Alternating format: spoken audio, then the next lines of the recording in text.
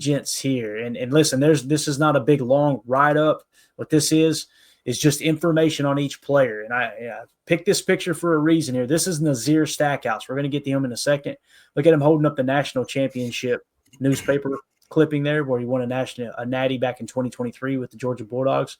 Yep. I know he didn't get drafted by the Packers, but Goody loves those national champions. There's no two ways about it. You called that one a mile away. We talked about that a few weeks ago. I'll never forget that. And lo and behold, some more Georgia Bulldogs on this team now. I love it. Yeah, definitely. All right, so the first one, Jacob, on the bargain bin is Mr. Jonathan Baldwin out of UNLV, cornerback. Now, listen, you guys go double-check the RASs. I didn't take the time to put the RASs in. This is just a PFF card. We've noticed all year long, have we not, guys? Most of these guys are 1 inch shorter than what PFF says. So, Jonathan Baldwin, 6'1", 200 pounds is what the card says. PFF grades, 51.8, 68.4, 65.7. Then this year, jumped all the way to a 77.9. He had a 74.2 coverage grade and a 74.3 run defense grade. This is a slot corner here, fellas. Slot corner. Look at the pass rush grade. You think they fired some nickel blitzes, some cat blitzes off the backside, 81.3. So his overall defensive grade is 77.9. What do you think about this DB out of UNLV here, Jonathan Baldwin, Jacob? I like it a lot. If you look at obviously the defensive grade is great. The pass rush grade is great. Coverage grade, which is, I would argue, more important, 74.2. But also that 74.3 run defense grade is pretty cool. If you go and look at some of his highlights, you'll see a dude's definitely willing to throw his nose in there and get a little dirty if he has to. Obviously, slot corner is, I would argue, not a big need right now necessarily, but you're just an injury or two away, and all of a sudden you're really wishing that you had a guy like this that's maybe sitting in the hopper. So I'm not sure that where he's going to actually, if he's going to actually make it onto the 53, but absolutely gem to have on that practice squad if we can retain him. What do you think about him, Tim? I know you're never going to complain about more defensive players added to the team, right? Not at all. Never that. And I agree with what Jacob just said, too. It's really true. We don't know if these guys are going to make the cut or not. But at the end of the day, you never know. Guys play their way onto teams all the time during training camp. And, if this guy is one of those guys, we just got a hell of a lot deeper at the slot position, even if that's just how they choose to use him in the defense. I agree with your sentiment too, Jacob. The coverage grade's probably, more important especially when you're talking about a corner, whether you're a slot corner or not. But the fact that, he can maybe take some of the load off of a Javon Bullard having to play that slot position as much, the potential for that just makes our secondary that much better. So I think it's a good signing for sure. Definitely. All right. Next player. Got us some running backs. I know Emilio's grinning like a possum in a dumpster somewhere right now. Running back Amar Johnson out of South Dakota State. It was cool seeing Tucker Kraft tweet about this one. He's really, really excited about having him on. Possum in a dumpster. As Jacob says it best. Mike Witt with the super chat. Let me hit this real quick. Golden reminds me a lot of Greg Jennings when he came out. He's faster than Jennings, but his route running reminds me of Jennings a lot. Thoughts? I could see that. Similar build, smooth out of his breaks. Greg Jennings wasn't blazing fast, like you said, right? Had good hands. I don't think he had great hands coming out of college, but he had good hands, and they ended up being great. But the thing I noticed about Greg Jennings is he knew how to change pace at the top of the stem and create separation. He was a smooth route runner. I'd be okay with Matthew Golden turning out like Greg Jennings on the field, of course, right, guys? But yeah, what do you think? Would you be all right with that? Say again, sorry. I said, Tim, what do you think? Do you see kind of a little bit of Greg Jennings in Matthew Golden? I do, especially when you watch some of the tape on him, especially with some of that route running, and then of course one of my favorite attributes about Golden is the hands. He seems like a guy with good ball skills, or at least ball skills that are going to continue to improve. And I don't think it's off base at all for Mike to make that comparison to Greg Jennings. That's one of the things that made Jennings such a great receiver was the ability to adjust both early and late in the route stem. So I think we might be golden with Mr. Golden here. All right. You good with it, Jacob? Anything you want to add to the Greg Jennings comp there before we move on there? No, I mean, obviously we love Greg and what he did. I think Matthew Golden's going to be excited to make his own legacy here. And I think that he's the type of player that will burst out pretty quickly if he's gonna. Yep. All right. Up next, like I said, Amar Johnson, running back. Love a good shot of a running back dragging a defender down the field. You gotta love that, right? So Amar Johnson, 5'10", 205. PFF grades were off the charts. Starting in 2021, 81.7, 77.7, 75.8, and then last year 83.5. Obviously, that's the offensive grade. His run grade, 85.6 with a 68.1 receiving grade. I think this is a guy that screams practice squad, right? And if the running back room does fall into place as Josh Jacobs, Emmanuel Wilson, Marshawn Lloyd, Chris Brooks, and you got somebody like Amar Johnson kind of sitting in the bullpen there, Jacob, I'd be all about it, man. What do you think? Yeah, and like Drew D is highlighting that Amar Johnson had an 8.8 RAS. I've seen different schematics that say that he's more around the line of like a 210, 215, even 220. Prototypical pretty much size that Goody loves. He does look thick. Yeah, Jackrabbit there. And like you said, he grades out real well, man. I mean, not a single bad year in my opinion there. And obviously 2024, 83.5. That's pretty good. Not sure exactly where he would fit in immediately, if at all, but you know, it's just another building depth, building the roster, building the future. And God forbid if anything were to ever happen in that room, it'd take a lot to go through all four of those guys. But I mean, we saw what happens with Lloyd last year. All of a sudden in a pinch, 1, 2, 3 games and a few guys get hurt. All of a sudden you're up the creek with no paddle. So it's nice to know that he would be a break glass and emergency type back. Definitely. All right, up next, we got us a Kentucky boy. Yeah, Donovan Schilling pointed out that Amar Johnson got 4 snaps at quarterback. Another backup too. LOL. Hey, you never know. Never know. So we picked up a receiver who can throw the ball too in the draft. You know, so did. Kentucky linebacker Jamon Dumis Johnson. I believe he transferred. You guys go fact check that if you want to. I'm thinking he was a transfer a couple years ago into Kentucky. They got pretty good at bringing in some top talent. They had like a top 15 recruiting class one year, and then all of a sudden you had some transfers come over.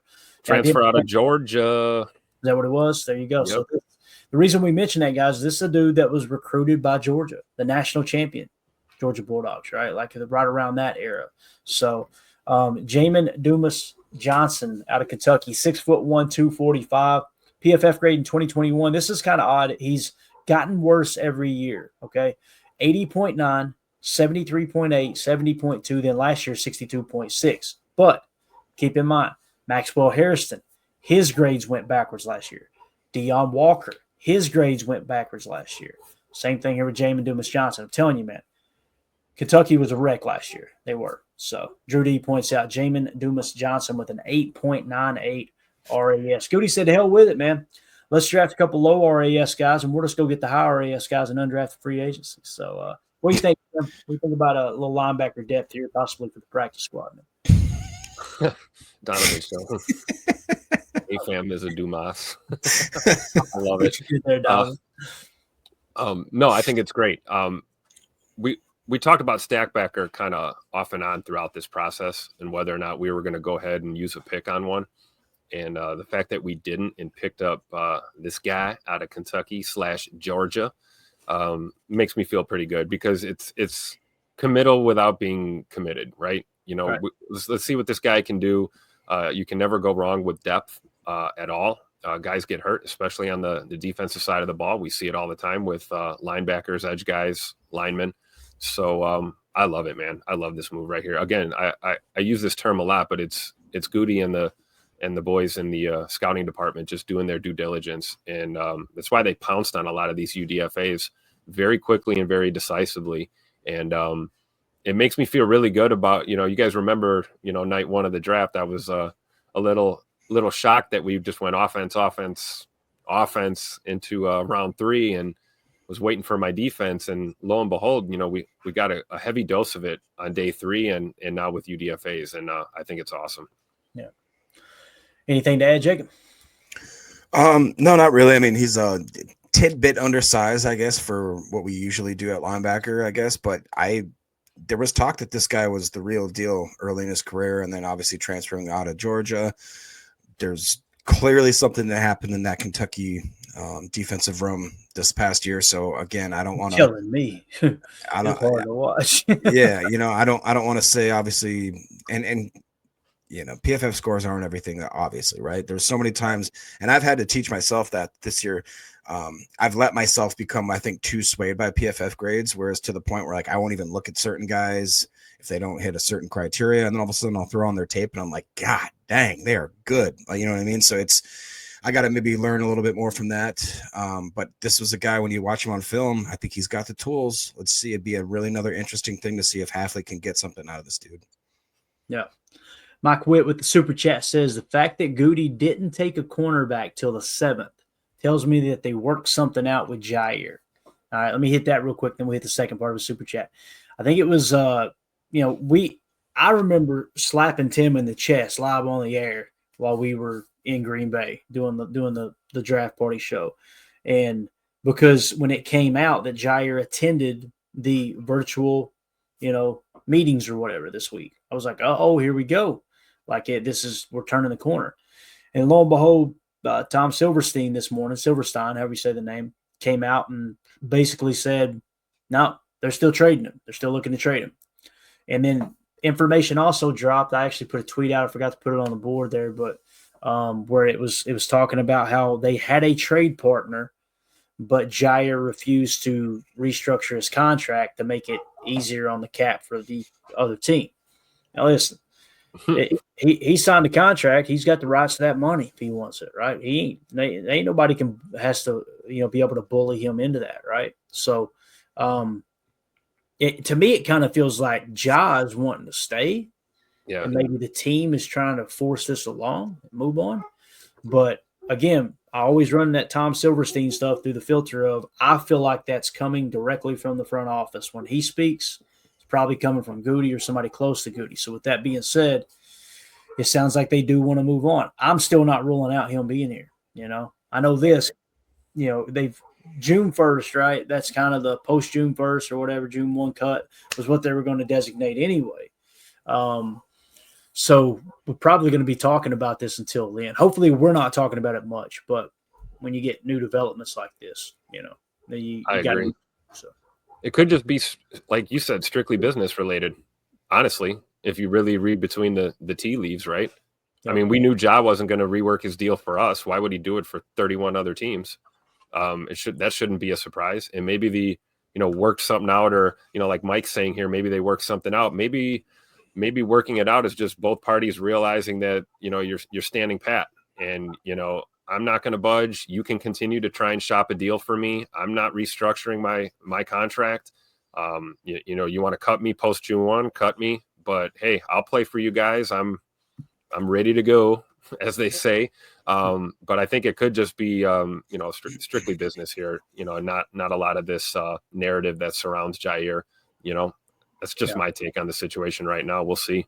I did think too. Like I feel like Goody in the Packers front office, whereas maybe 2 years ago, 3 years ago, they would have been very nervous about having even the idea of having to play a game without Jair there. But unfortunately, the last 2 years, with his lack of availability and seeing guys that have stepped up and guys that have came, when the numbers get called kind of thing, do you think they have almost a little more kind of ability to stand straight and be like, look, man, we've seen what happens when we don't have you. It sucks. We'd rather have you, but we know we can get by without you. Like the ball's just not in your court like you think it is right now.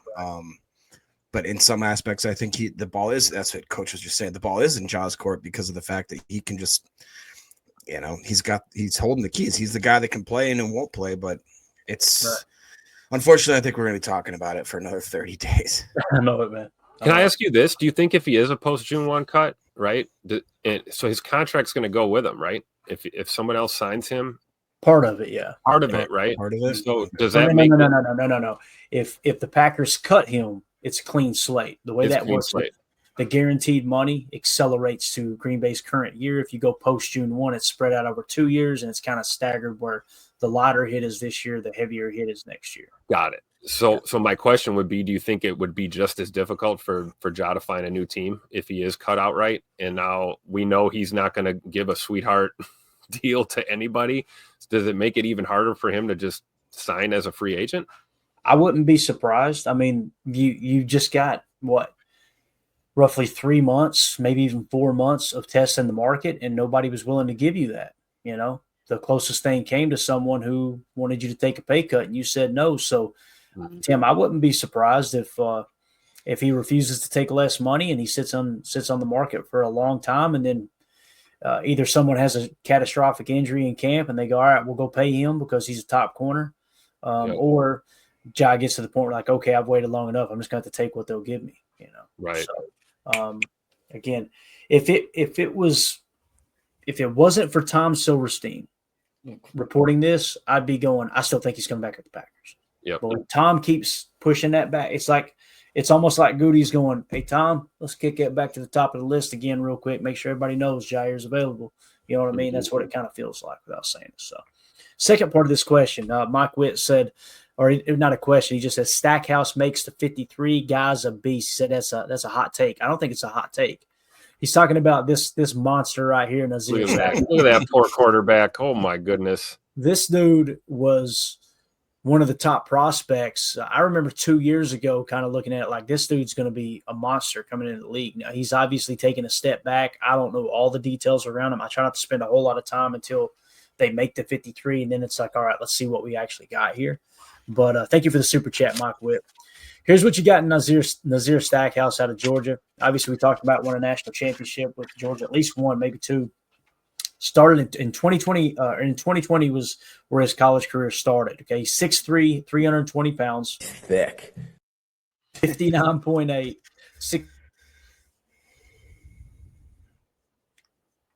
Clayton, you just got muted somehow. Dad. I don't know what happened there. Let's try that again. 6'3", 320. Let's go. There you go. 6'3", 320.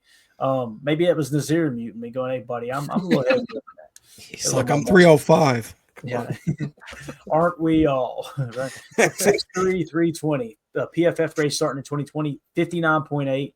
Then he jumps to a 65.0. Then he jumps to a 73.8. Falls back to a 70.5. Then jumps to a 75.2. Did I hear a 65 in there? 65%. 65%. That's what we always and forever, Jacob. Always.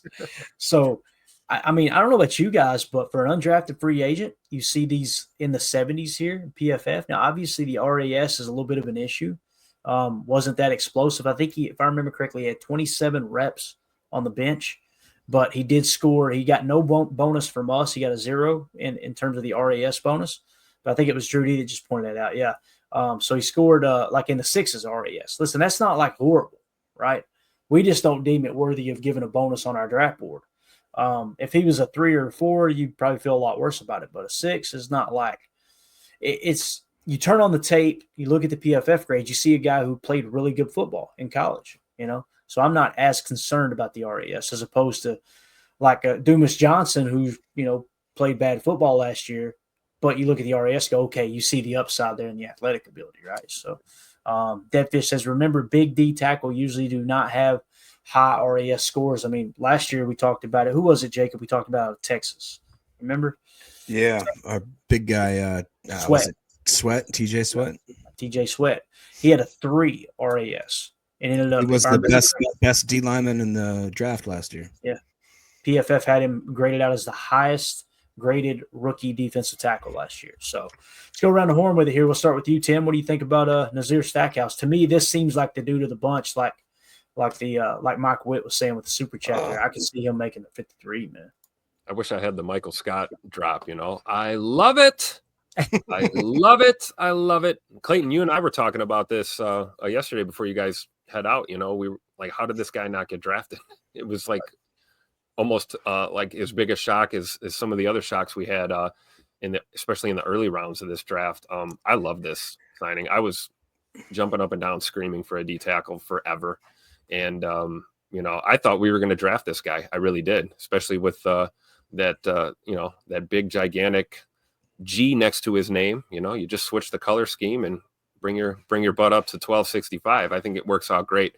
There's a lot to like about him. He's a people mover, and I think we're getting better. And I don't think it's that hot of a take to think that he makes this team. I really don't. We'll feel a little better once we see a few camp practices and things like that. Once we get into the nitty gritty after OTAs and everything, but I think there's a very good chance that he does make the 53, or at least retained on the practice squad at the bare minimum. Yeah. Deadfish says Stackhouse 1 tech, Brinson 3 tech. What do you think, Jacob? Nazir Stackhouse. I love it. I really did enjoy this. I actually thought we were going to draft this guy too. If you guys remember when me and Emilio were flying solo before the draft, I believe it was Tuesday night, I think. Mm-hmm. He was actually on our list. We went over Nazir Stackhouse as being a late round gem, as well as Colin Oliver. And I specifically said that Nazir Stackhouse was, just loved him in the run game, that he, they didn't ask him to do a lot in the pass rush game, and typically you really don't when you have a guy like that. But I think that he was probably one of the more unsung heroes on that Georgia defensive line, which is obviously going to happen when you're a big fish in that type of, you know what I mean? The Georgia defense is going to consistently and constantly be amazing. And I think that we may have found us a little gem here. And I think what Drew D is saying, we may have just found our TJ Slayton replacement here. Could be. Pretty Great nice. point, Drew. Great point. Yep. All right. Next on the list, offensive lineman Tyler Cooper. All right.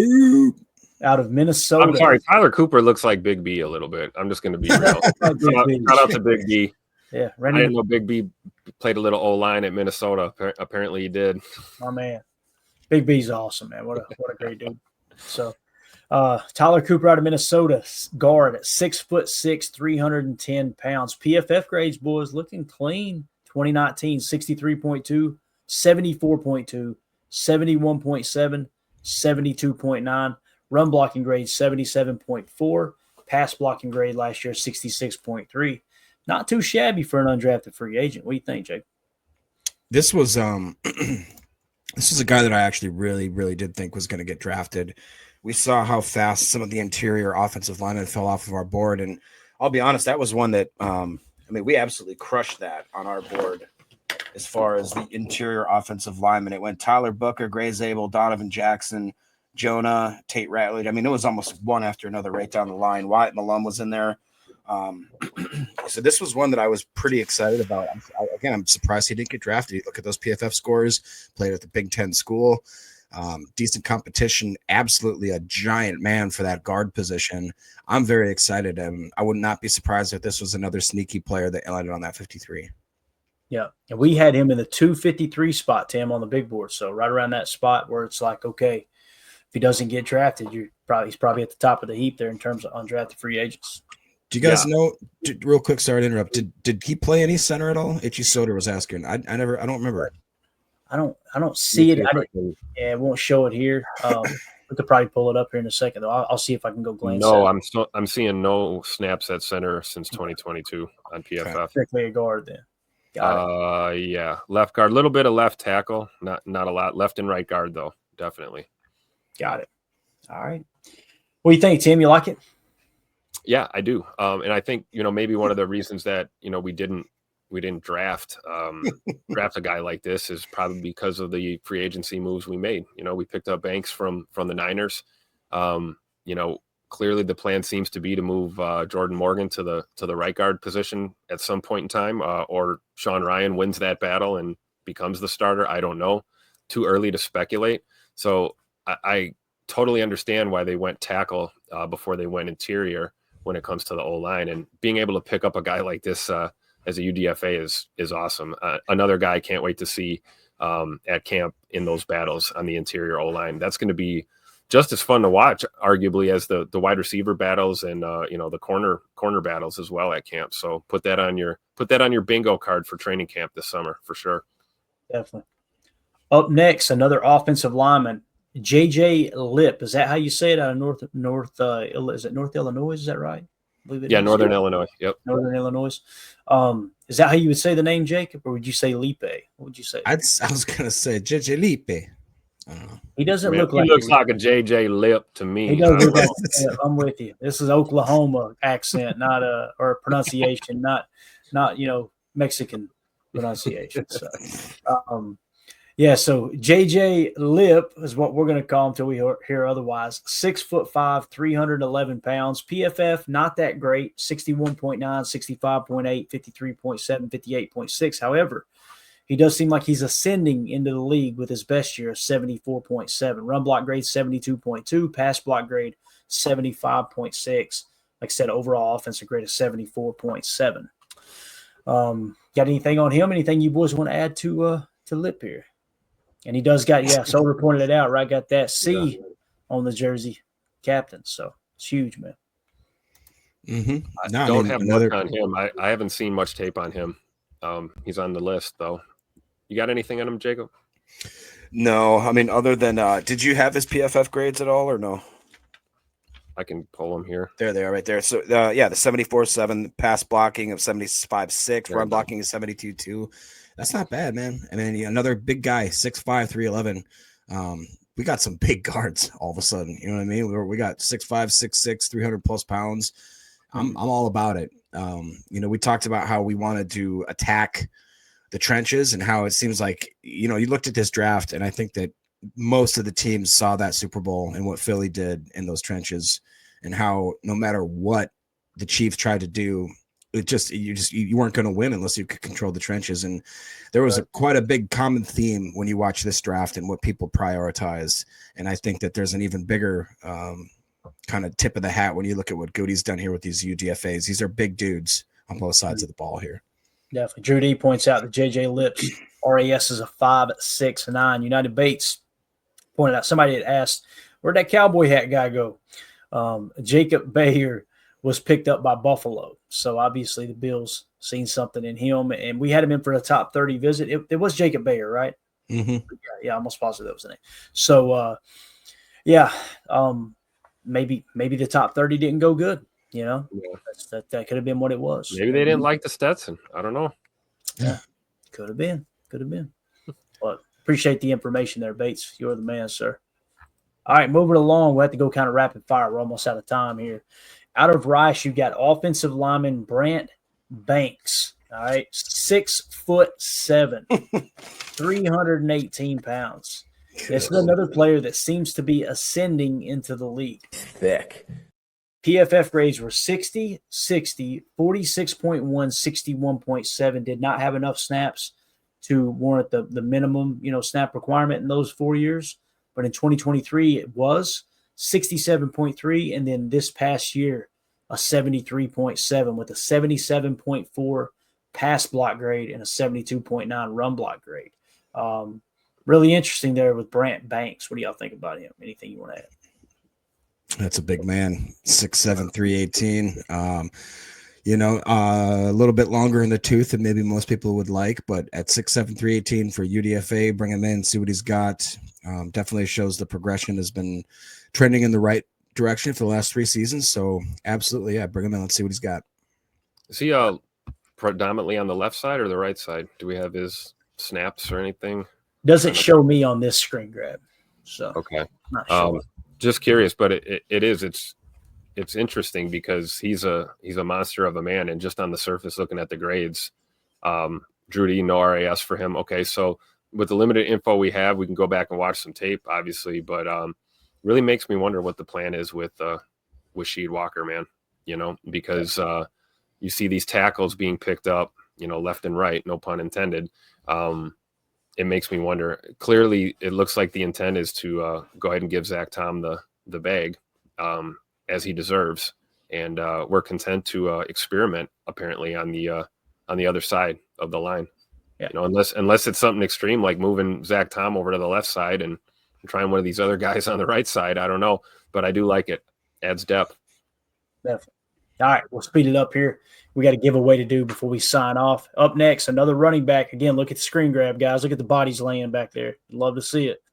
Jaylen Watt out of Georgia Southern. All right. Wait a minute. Does that mean that somebody would have blocked for him down in Georgia Southern? Mr. Glover? I think it means he just ran through somebody's face. Isn't Travis Glover from Southern Georgia or Georgia Southern? Oh, why do you got to bring his name up? And you mentioned his name one time, and Emilio pop up. You watch. Emilio pops up behind him with his sombrero in his mouth. What'd you say? Somebody say Travis Glover. So Jaylen Watt, 6'1", 220 pounds. All right, look at the PFF grades, gents. 69.1, 77.3, 81.8, 76.4, 75.7. So you're looking at a floor of 69.1 and a ceiling of 81.8 with a run grade of 82.3. Obviously not a receiving back. His receiving grade was a 52.3. So another running back. Yeah.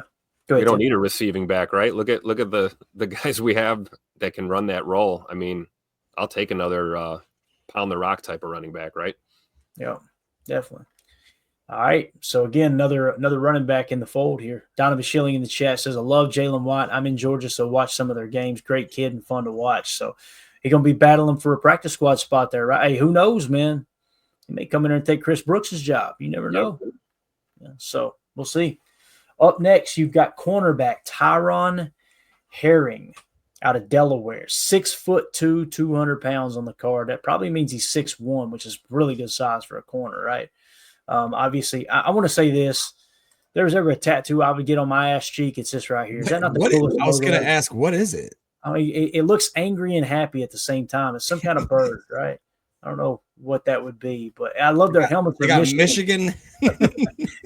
It's like their athletic or their uniform department just got drunk one night and said, "Hey, let's design a uni here." That looks like a cool logo. Looks like a pissed off Roadrunner. That's right. Yeah, I'm digging it.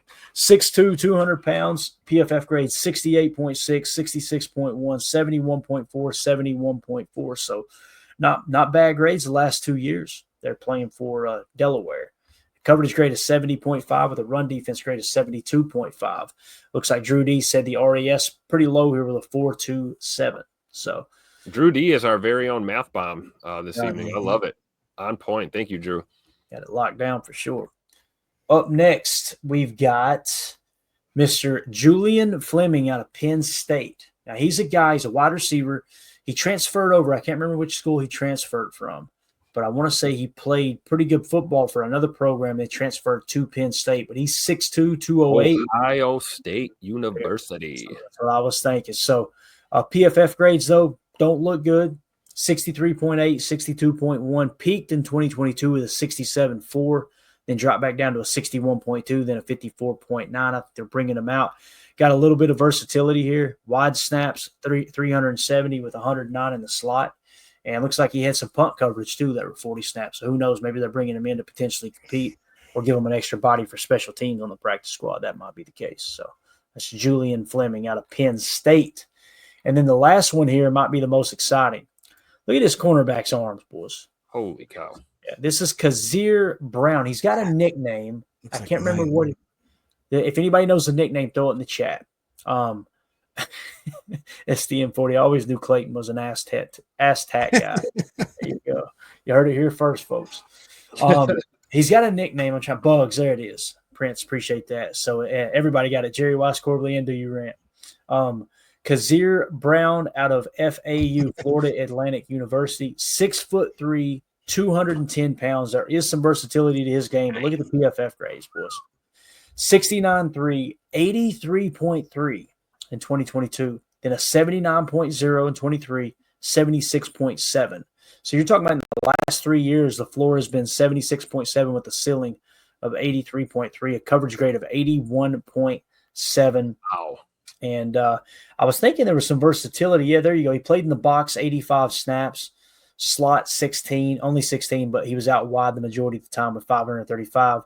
But on the field goal / extra point block team, he had 50 snaps as well. This is probably him and Nazir Stackhouse are my most exciting or my most interested prospects I'm interested in terms of undrafted free agents. Drew D says Kazir Brown, 7.31. RAS. What do y'all think about him as we round out this list? I love this. I love this a lot. I'm with you, Clay. This is definitely one of my favorites on the UDFA list. I mean, talk about exceeding the threshold on the measurables, right? 6'3", 210. That's a big outside corner. Not a phenomenal RAS, but not a terrible. Drew D points out 7.31 RAS score. I'll take that. Look at the coverage grade, 81.7. That's what you want your corners to do, is be able to cover. Looks a little suspect against the run, but that's okay. You're an outside corner. We need you to be able to guard your man and make plays. Clearly pass rush, not his strength, but I mean, again, coming out of Florida Atlantic, so we don't know, who we've really gone up against, really. But this guy is going to be fun to watch at camp for sure. What do you think, Jacob? Dave C says, Dave C says, Bugs Brown doesn't want anything to do with tackling. Then Donovan Schilling said, you see them arms? He just said he just looks at them and they tackle themselves, Dave. That's a low tackle grade. So. He definitely looks like a get off the bus guy, right? Look at that. He definitely is. Definitely is. What do you think, Jacob? Yeah, so 6'3", so that means he's what? He's 6'2". 6'2", probably.